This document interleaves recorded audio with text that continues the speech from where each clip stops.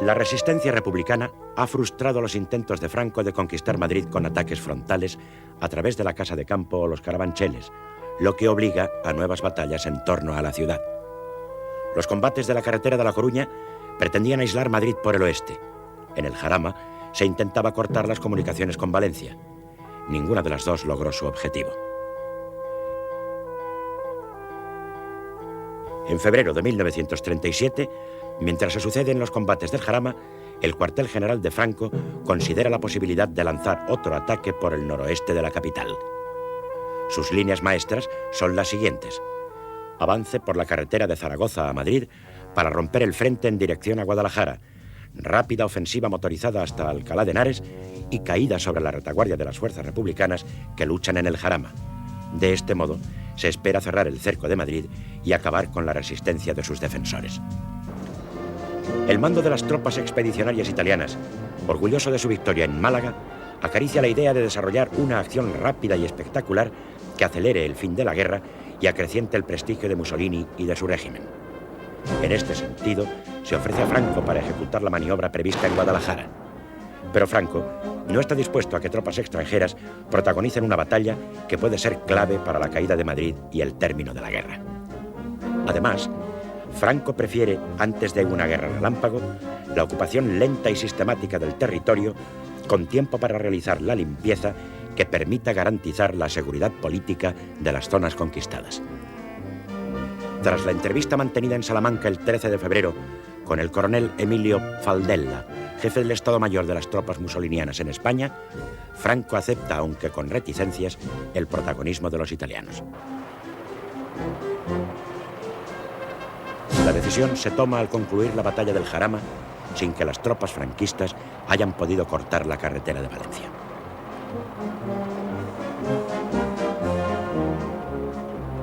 A comienzos de mayo, el Comando di Truppe Volontarie, o Corpo di Truppe Volontarie, más conocido en España por CTV, es una fuerza expedicionaria que suma alrededor de 40.000 hombres al mando de 6 generales y de un cualificado Estado Mayor. El CTV es distinto a las demás fuerzas que luchan en España. Sus 4 divisiones, Dio lo vuole, Dios lo quiere, Fiamme Nere, Llamas Negras, Penne Nere, Penachos Negros y Littorio, cuentan con flamantes carros, camiones, artillería y gran cantidad de vehículos rápidos con armas ligeras.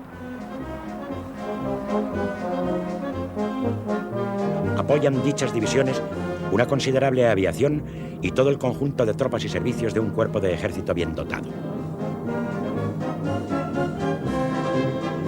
El general Mario Roatta, su comandante, utiliza el seudónimo de Mancini y es secundado por los jefes de división Amerigo Coppi, Edmondo Rossi, Luigi Nuvoloni y Aníbal Bergonzoli.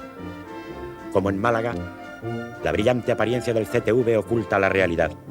Aunque el mando superior del Estado Mayor y parte del contingente pertenecen al ejército regular italiano e incluso son veteranos de Abisinia, la mayoría está formada por milicianos fascistas y voluntarios reclutados en gran medida entre las masas desocupadas del Mezzogiorno.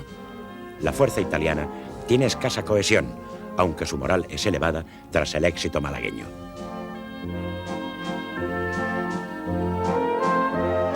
Para la batalla de Guadalajara, el CTV ha de ser apoyado en un flanco por la división del general Moscardó, algunos de cuyos elementos deberán intervenir en la ruptura del frente.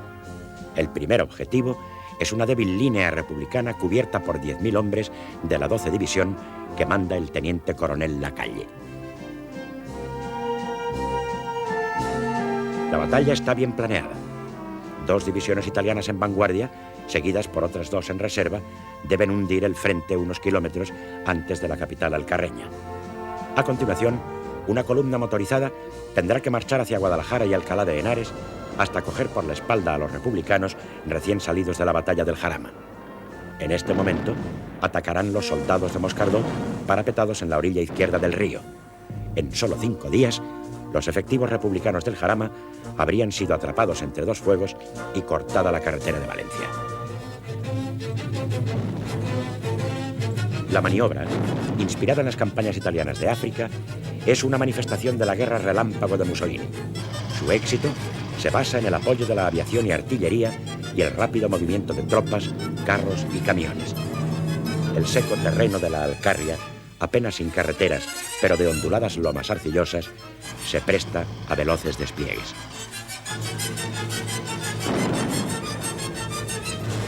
El mando italiano decide iniciar la operación a pesar de haberse desencadenado un fuerte temporal. Entre la niebla y la lluvia, en las primeras horas del 8 de marzo, se emprende la preparación artillera.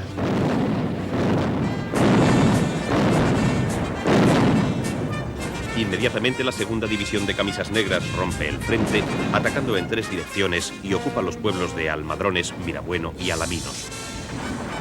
Se abre una brecha de varios kilómetros por donde penetran los italianos.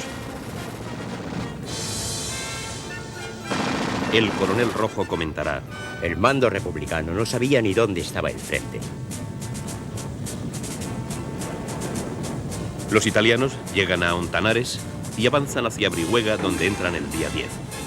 La noche anterior llegan los primeros refuerzos para taponar la brecha. El temporal encharca los aeródromos e inmoviliza los aviones. La niebla impide a la artillería divisar los objetivos. El campo arcilloso es un lodazal intransitable. La fatiga y el frío hacen mella en los hombres, mientras la aviación republicana se adueña del cielo al poder despegar sus aviones sin contratiempos, ya que en sus campos de origen, situados al sur, apenas llueve.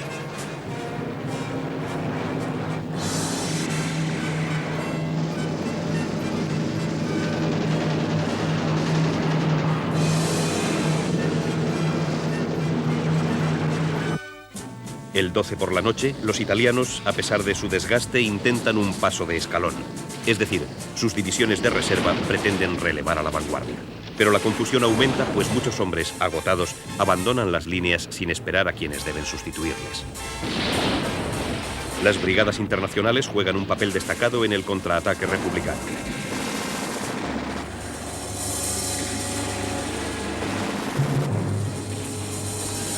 El día 13, las fuerzas de Lister contraatacan y la brigada que manda Valentín González, el campesino, recupera Brihuega. La situación amenaza con convertirse en dramática para el CTV, que tiene ya a estas alturas unas 3.000 bajas. Roata se entrevista con Franco a fin de detener la operación durante algunos días. Pero el 18 los republicanos se lanzan bajo una cortina de agua. Entran en línea las fuerzas aéreas mandadas por Hidalgo de Cisneros.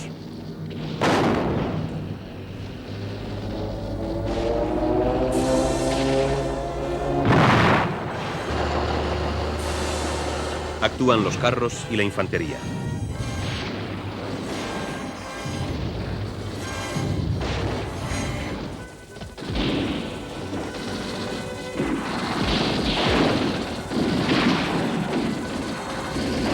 Los italianos huyen y dejan prisioneros, cañones, camiones.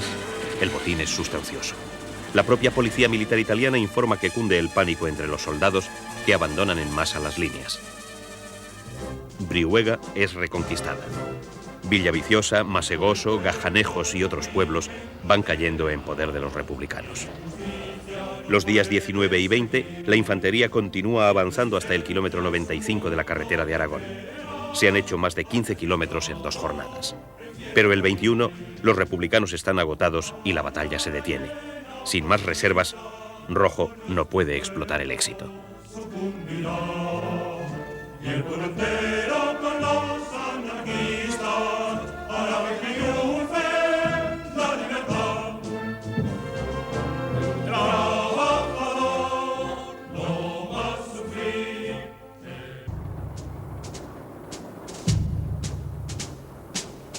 Franco releva el CTV por tropas españolas y lo envía a retaguardia para su reorganización. El fracaso italiano da la vuelta al mundo y produce la natural pérdida de prestigio de las tropas mussolinianas. En la zona republicana, el éxito se acoge con la natural alegría.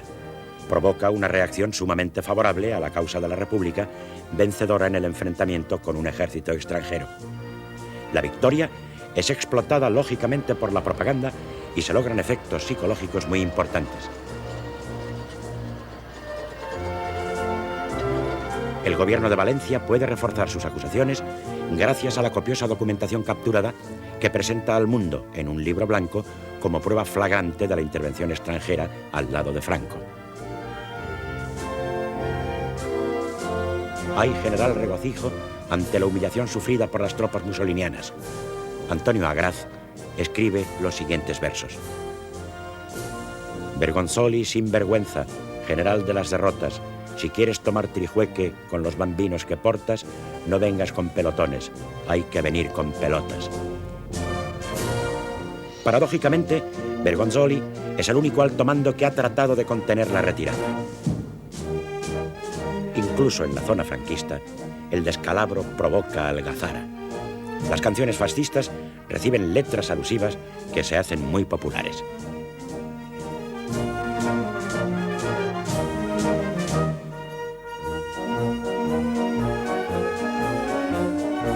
Con la música de Fachet Tenere, los soldados de Navarra cantarán con rudo sarcasmo. Guadalajara no es Abisinia. Los españoles, aunque rojos, son valientes. Menos camiones y más cojones. Franco se convence de que en lo sucesivo los italianos no deben actuar en unidades autónomas y que han de integrarse con españoles en proporción adecuada.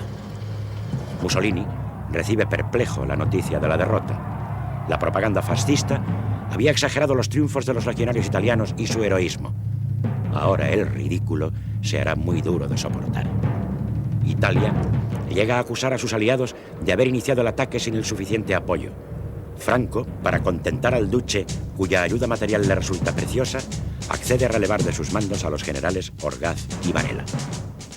En Guadalajara, el prestigio de los comunistas alcanza su cenit.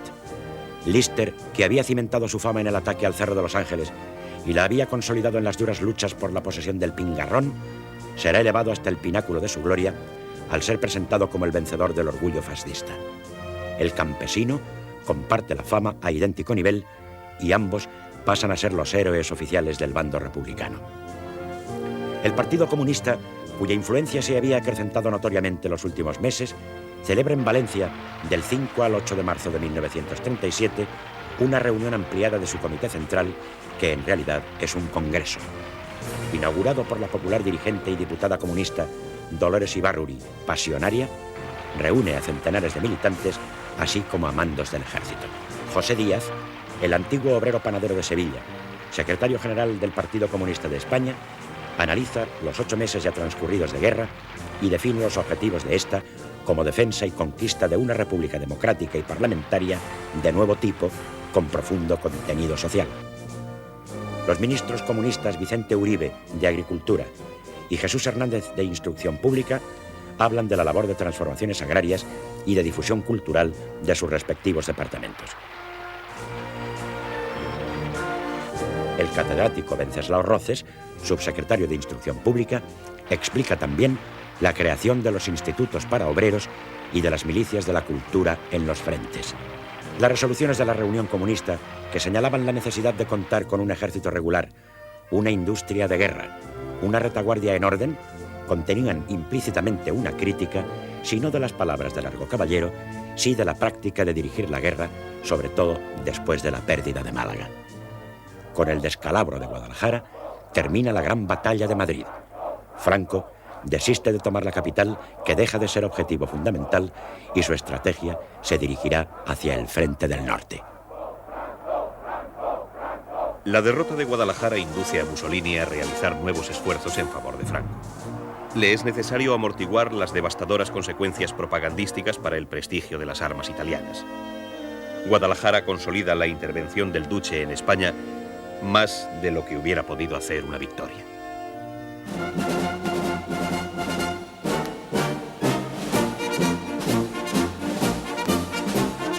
No tarda en manifestarse ante el mundo el renovado compromiso de las potencias fascistas por Franco. El 1 de marzo tiene lugar en la Plaza Mayor de Salamanca la presentación de credenciales de los embajadores de Alemania, general Wilhelm Vaupel, y de Italia, Roberto Cantalupo. El desfile de la Guardia Mora de Franco contribuye a realzar la solemnidad del acto. El poeta del naciente régimen, José María Pemán, muy a la altura de la pompa y de la circunstancia, evoca en sonoros versos los acontecimientos.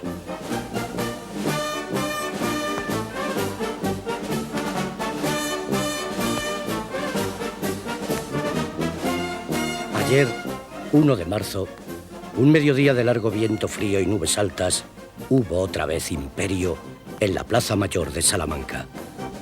Imperio en la serena geometría de la plaza y en los altorrelieves de nobles capiteles que la circundan y en la valentía de la noble y corrida balconada.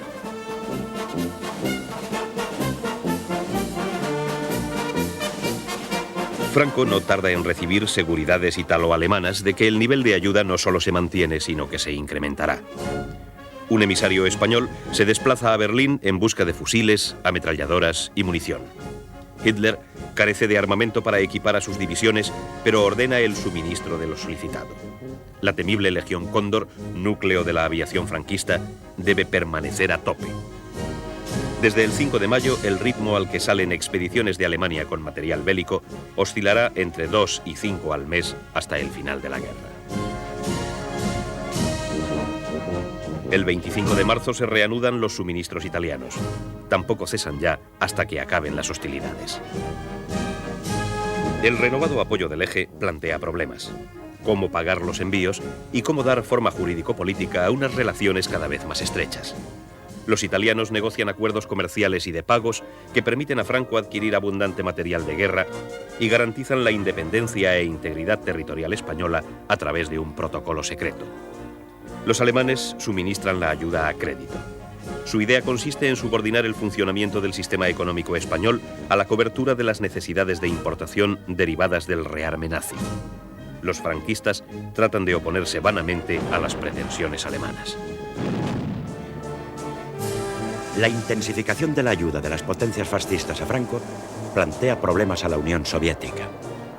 Desde que el Kremlin ha decidido acudir en apoyo de la República, los masivos suministros bélicos soviéticos permiten rehacerse al gobierno de Valencia de un desplome que parecía inminente.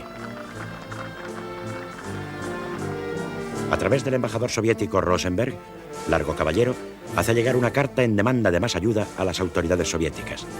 Stalin, Molotov, Voroshilov habían escrito el 21 de diciembre de 1936 al líder socialista preguntándole si estaba satisfecho con el embajador. Le aseguran además textualmente que es su deber, en los límites de nuestras posibilidades, el acudir en ayuda del gobierno español. En su carta, los líderes soviéticos recomiendan a Largo Caballero el respeto a la pequeña propiedad, tanto campesina como urbana, protegiéndola de los intentos de confiscaciones, asegurando en lo posible la libertad de comercio. El acercamiento al presidente Azaña y a los partidos republicanos moderados se juzga muy aconsejable, en opinión de los dirigentes bolcheviques, que se muestran preocupados porque los enemigos de España vean en ella una república comunista y prevenir así su intervención declarada, que constituye el peligro más grave para la España republicana. En suma, los líderes soviéticos afirman a Largo Caballero que la Revolución Española se abre camino, que en muchos aspectos difieren del camino recorrido por Rusia, que es muy posible que la vía parlamentaria resulte un procedimiento de desarrollo revolucionario más eficaz en España de lo que fue en Rusia. No obstante la buena disposición y las recomendaciones de los responsables soviéticos, afloran tensiones entre el embajador Rosenberg y el presidente del gobierno republicano, Largo Caballero. En enero, Rosenberg le presiona para que destituya al general Asensio y adopte una serie de medidas preconizadas por los comunistas. Después de una larga conversación a la que asiste el ministro de Estado Álvarez del Valle, el líder socialista exclama: «Márchese, fuera. Debe usted saber, señor embajador, que los españoles podemos ser pobres y necesitar ayuda del exterior, pero tenemos el orgullo suficiente para no aceptar que un embajador extranjero trate de imponer su voluntad a un jefe de gobierno español».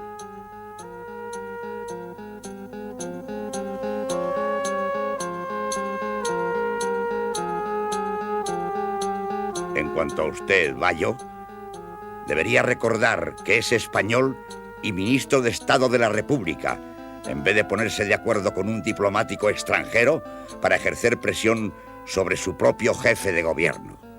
Rosenberg se hace impopular y pronto se plantea su relevo. La escalada fascista coloca ahora al Kremlin ante la necesidad de compensar los suministros bélicos germano-italianos. A la par, las relaciones hispano-soviéticas continúan estrechándose. Rafael Alberti y su esposa María Teresa León visitan Moscú como muestra del acercamiento entre las élites culturales y políticas. No se conoce todavía con exactitud la composición de la ayuda soviética, aunque sí se sabe que la enviada a la España republicana antes de agosto de 1937 asciende a unos 132 millones de dólares de la época pagados directamente en Moscú. Según ciertas estimaciones, dentro de dicha ayuda hay que computar por lo menos 300.000 fusiles, 10.500 ametralladoras, 5.100 fusiles ametralladores, unas 900 piezas de artillería, 3 millones de proyectiles, 400 carros, cerca de medio millar de aviones, casi 800 millones de cartuchos, etc. Este elevado nivel de envíos soviéticos no se mantiene durante mucho tiempo. Submarinos italianos obstaculizan los suministros. El Kremlin termina suspendiendo las expediciones por el Mediterráneo y las sustituye por envíos a través del Atlántico. Su recepción en España dependerá de las posibilidades de pasar la frontera hispano-francesa, que no siempre estará abierta, o de burlar los controles franceses, frecuentemente con la connivencia de las autoridades galas. La relativa inseguridad de los envíos soviéticos incide negativamente sobre la planificación militar de la República. Tiene, además, importantes repercusiones internas porque contribuye a robustecer el Partido Comunista de España y favorece la influencia soviética en el aparato estatal republicano. La intervención del Kremlin en España debilita a la República en sus relaciones con Inglaterra. En Londres se cree que los dirigentes comunistas no han abandonado sus pretensiones de revolución mundial. Los ingleses temen que si se elimina la amenaza que suscita Alemania contra el Kremlin, los soviéticos podrían volver a su vieja hostilidad contra el Imperio británico. En consecuencia, los dirigentes ingleses exageran el nivel de intervención de Moscú en España. Temen que una eventual victoria republicana consolide las posibilidades de que el gobierno español quede bajo control de Stalin. Los envíos del Kremlin cumplen fines fundamentales de la política de Stalin. En primer lugar, contribuyen a compensar el efecto de las grandes purgas ante la opinión pública internacional de izquierdas, incluida la comunista. En estas depuraciones caen víctimas no pocos de los asesores y funcionarios con experiencia en España. Entre ellos figurarán Rosenberg, Kolstov y Antonov Ovseenko. El gran peso específico adquirido por los suministros soviéticos sobre los de otras procedencias es un arma política que Stalin no dejará de utilizar en el tablero internacional. La URSS dosifica la ayuda para permitir que la República mantenga la guerra, pero no la incrementa tanto como para que el ejército popular pueda lograr la superioridad sobre su contrario. Frente a la evidencia de la creciente intervención del Eje y del Kremlin, la labor del Comité de Londres prosigue lentamente y con escaso éxito. Las potencias se ponen de acuerdo para restringir la marcha a España de sus súbditos que puedan intervenir en la guerra. El control entra en vigor la noche del 20 al 21 de febrero. Pero de hecho, estas medidas no impiden el envío de tropas regulares italianas, alemanas y de asesores soviéticos.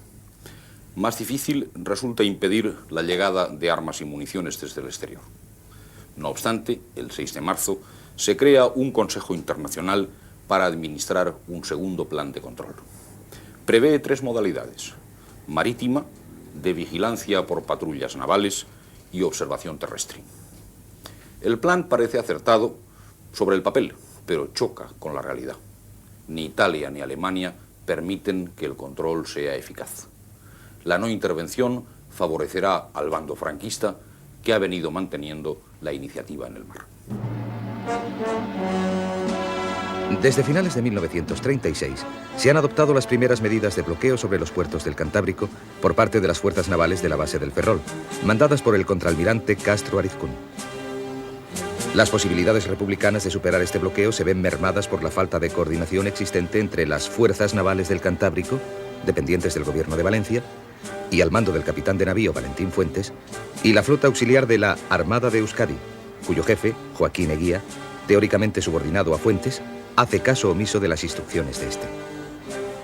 Esta falta de coordinación favorece los esfuerzos de las unidades franquistas para obstaculizar las llegadas de material bélico y materias primas al norte, cuyos puertos son repetidamente minados.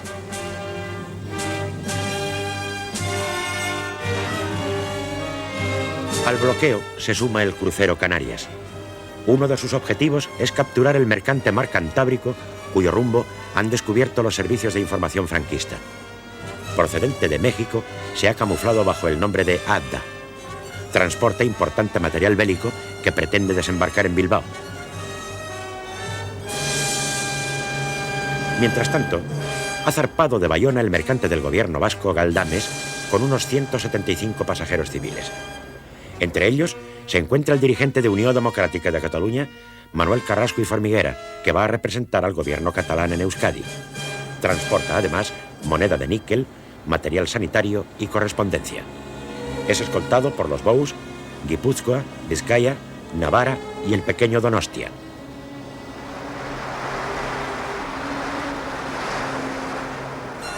Por la noche, una tempestad dispersa el convoy.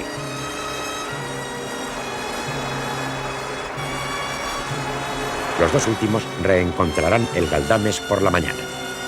Al mismo tiempo, el Canarias ha descubierto el mercante Jorbrook con bandera de Estonia que transporta material de guerra. Al intentar identificarlo, descubre el Vizcaya y el Guipúzcoa. Ataca a este último, mientras el Vizcaya, con una hábil maniobra, obliga a Jorbrook a dirigirse al puerto de Bermeo, quedando su material en poder de los vascos.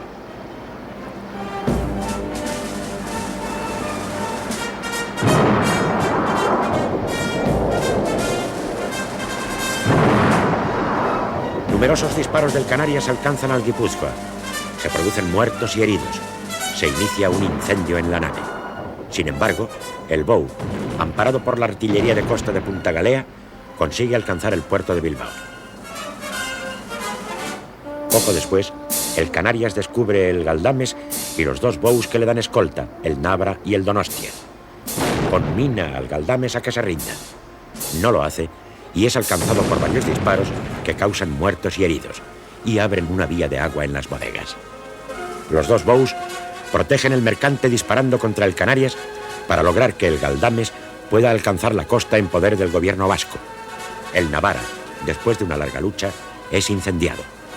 Una parte de la tripulación lo abandona en lanchas y es hecha prisionera.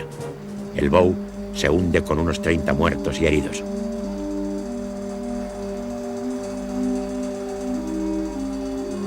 Algunos marinos deciden desaparecer con su barco, entre ellos su capitán, Enrique Moreno.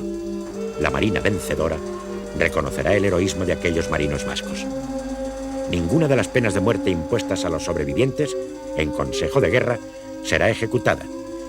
Y gracias a las gestiones del comandante del Canarias, Salvador Moreno, y de su director de tiro, Manuel Calderón, cerca de Franco, en 1938 serán puestos en libertad. El Galdames es fácilmente apresado y su tripulación y pasaje encarcelados.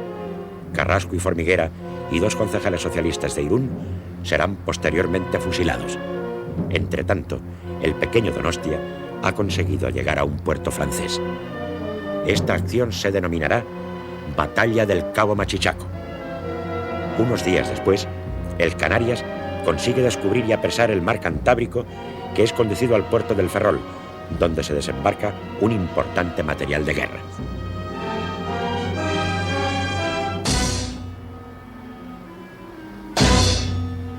Estas acciones dejan en precario a las fuerzas de la flota auxiliar de la Armada de Euskadi. Las llamadas de auxilio de Aguirre al ministro de Marina y Aire, Indalecio Prieto, no serán atendidas dado que el gobierno de Valencia considera más importante la permanencia de la flota en el Mediterráneo a fin de custodiar a los convoyes soviéticos que transportan el material bélico que desesperadamente necesita la República.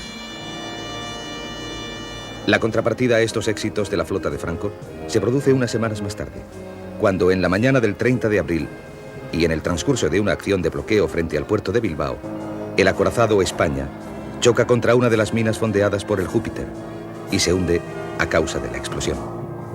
El destructor Velasco recoge a los 820 hombres de la dotación. La pérdida del España supone un importante revés moral e incluso material para el bando franquista, a la vez que inunda de alegría a los republicanos que lo atribuyen a un ataque de su aviación.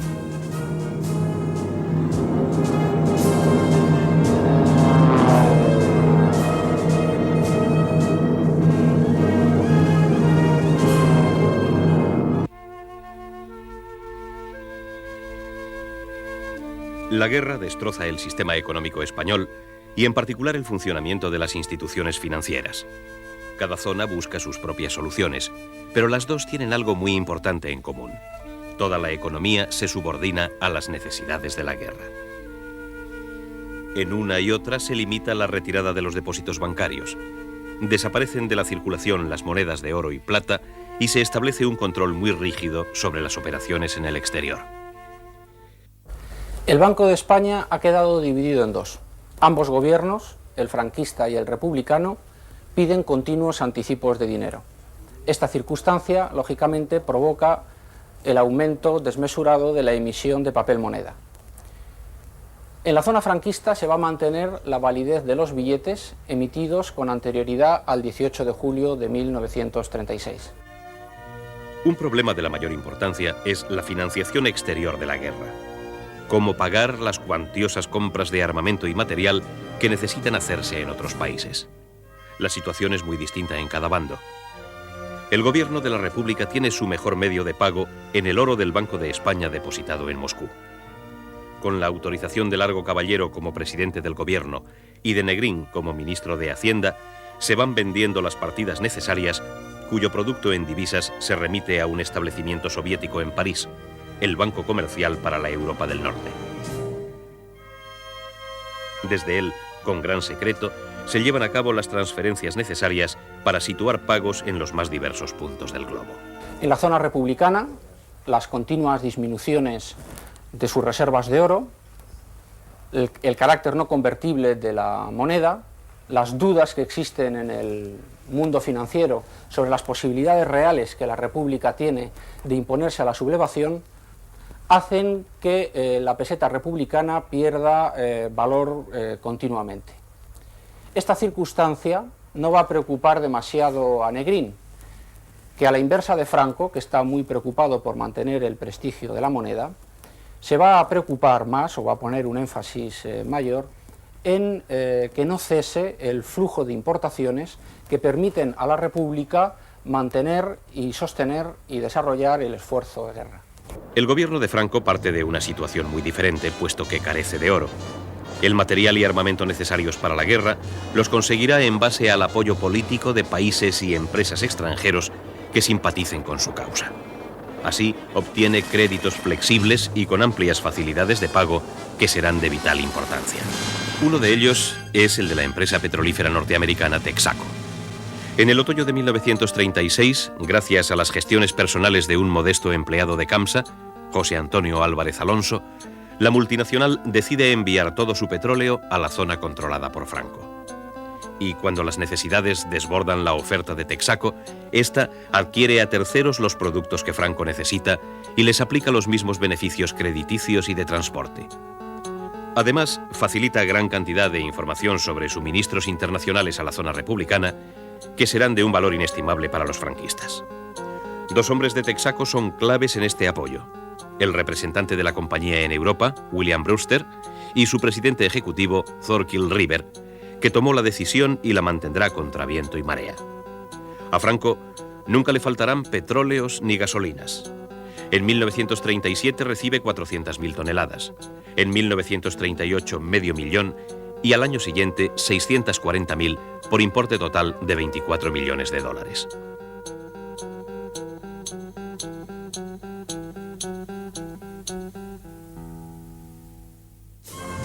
En la zona republicana se produce un hecho económico y social de primera magnitud: las colectivizaciones. El movimiento obrero revolucionario, en sus diversas corrientes, había propugnado siempre la propiedad colectiva de los bienes de producción. La guerra ofrece una oportunidad excepcional para llevar a cabo ese punto fundamental de su programa, que se realiza de manera diferente según los lugares y la ideología de los protagonistas. En el campo, el Instituto de Reforma Agraria pone a disposición de los trabajadores más de 5,5 millones de hectáreas expropiadas. Pero la acción espontánea de los campesinos suele ser más rápida que la oficial. El primer paso consiste en la incautación de las fincas de propietarios asesinados, encarcelados o huidos. A continuación, los sindicatos organizan la explotación. En las grandes fincas es colectiva, en las pequeñas individual. A los arrendatarios se les exime del pago de la renta. A los pequeños y medianos propietarios se les mantiene su propiedad. En ambos casos, a condición de que demuestren su fidelidad a la República. Los anarquistas y socialistas son partidarios decididos de las colectivizaciones. Los comunistas defienden la pequeña y mediana propiedad de acuerdo con su estrategia de alianza entre el proletariado y la pequeña burguesía. Las diferencias ideológicas entre partidos y sindicatos y la subordinación de la producción a las necesidades de la guerra serán los principales problemas con que se enfrenten las colectividades. También lo será la escasez de hombres jóvenes movilizados en su mayoría. En el campo, como en tantos otros sectores de la economía, el trabajo de las mujeres será decisivo para mantener viva a la población.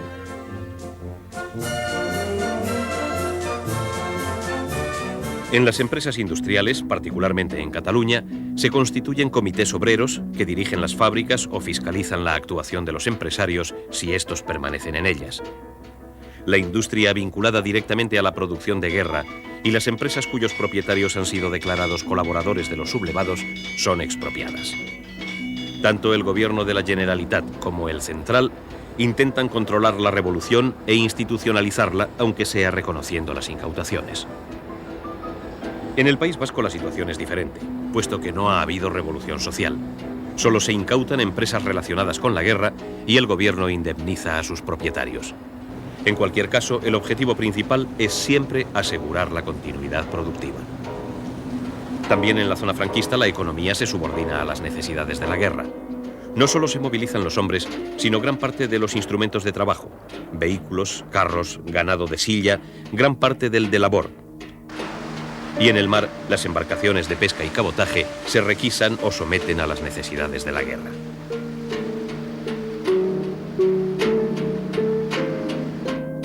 La situación social, en cambio, es completamente distinta.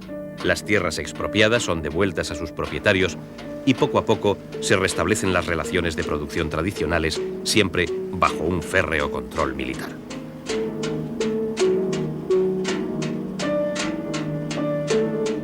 En Andalucía, Queipo de Llano, tras el éxito de la conquista de Málaga, proyecta una nueva ofensiva, esta vez en el norte de la región. Se trata de tomar Almadén, con sus ricos yacimientos mineros, y de marchar desde el oeste sobre el santuario de la Virgen de la Cabeza, a fin de liberar a sus defensores. Para conseguir ambos objetivos, es preciso ocupar Pozoblanco, cuartel general de la 19 División que defiende el territorio republicano en la provincia de Córdoba. La manda el teniente coronel Joaquín Pérez Salas, quien a su notable capacidad como artillero une una gran autoridad moral que le permitirá mantener el orden interno en la zona y terminar con las violencias y represalias indiscriminadas que tuvieron lugar en los primeros meses de la guerra.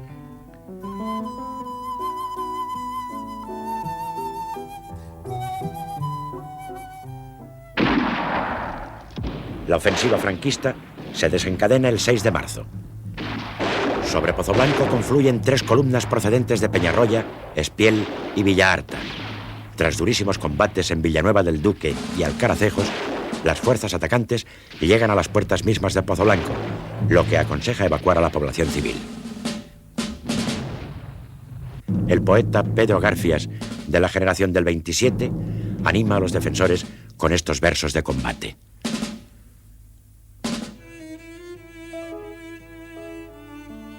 Pozoblanco, Pozoblanco, tú nunca serás de Queipo. Te defienden los soldados del ejército del pueblo. Ni las bombas ni los tanques quebrarán tu talle esbelto, fino junco del mejor de los aceros.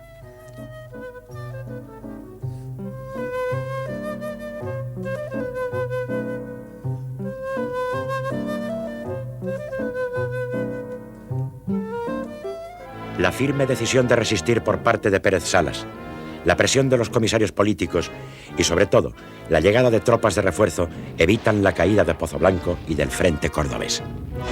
Más aún, permiten una contraofensiva rápida y brillante que hace retroceder el frente franquista unos 30 kilómetros hasta las proximidades de Peñarroya.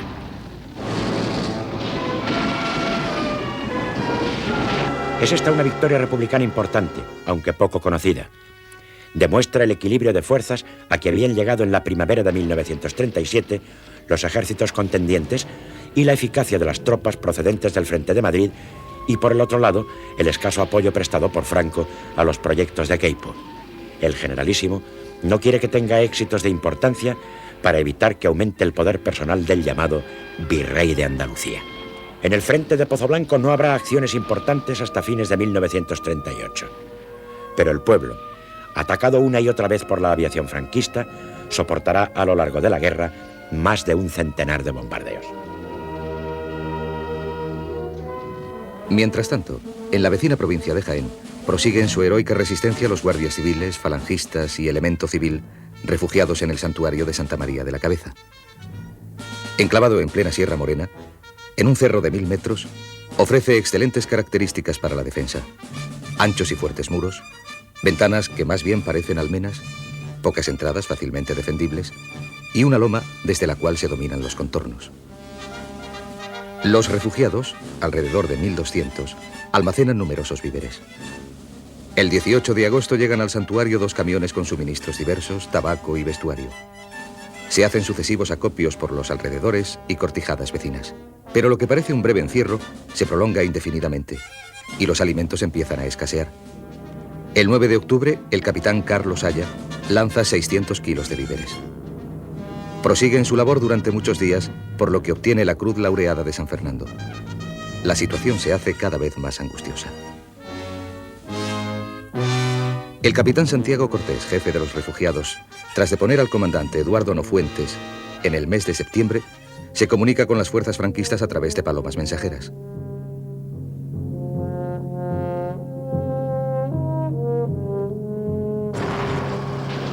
Queipo de Llano, como jefe del Ejército del Sur, ordena el 10 de diciembre una ofensiva, con el fin de liberar el santuario.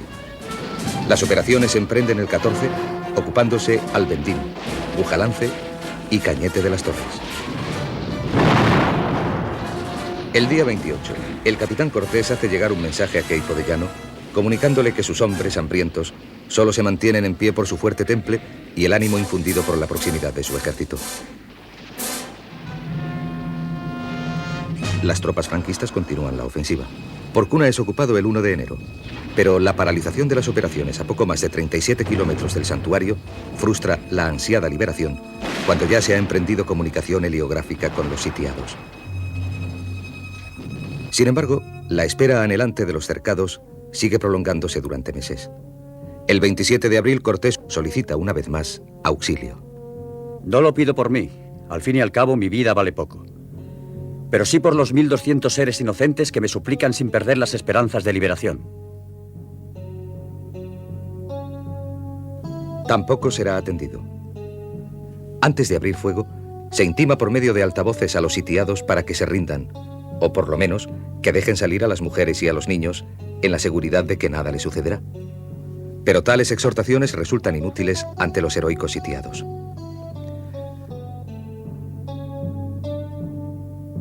Al amanecer del 1 de mayo de 1937, las columnas republicanas apoyadas por cañones, morteros y carros de combate inician el asalto final contra el santuario.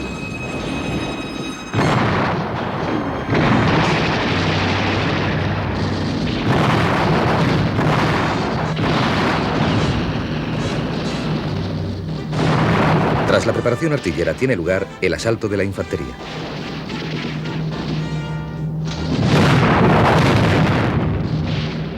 Finalmente, se rinde la plaza. Detrás de los guardias civiles salen las mujeres y los niños, que durante 9 meses han permanecido encerrados en el santuario por la decisión del capitán Cortés. Los heridos y las mujeres son trasladados en coches y el resto en camiones a Andújar. Los atacantes han tenido más de 100 bajas y los sitiados unas 60. Entre ellas, en gravísimo estado, se encuentra el capitán Cortés. Contrariamente a lo que a veces se ha dicho, no es fusilado. Le atienden médicos y cirujanos y es operado a vida o muerte por el doctor Maximiliano Santos Laguna la noche del 1 al 2 de mayo. Pero no puede sobrevivir a la intervención quirúrgica dada la gravedad de sus heridas y el lamentable estado de desnutrición en que se encuentra. A los defensores se les concede la Cruz Laureada de San Fernando colectiva y a su jefe, capitán Cortés, la misma a título individual y póstumo.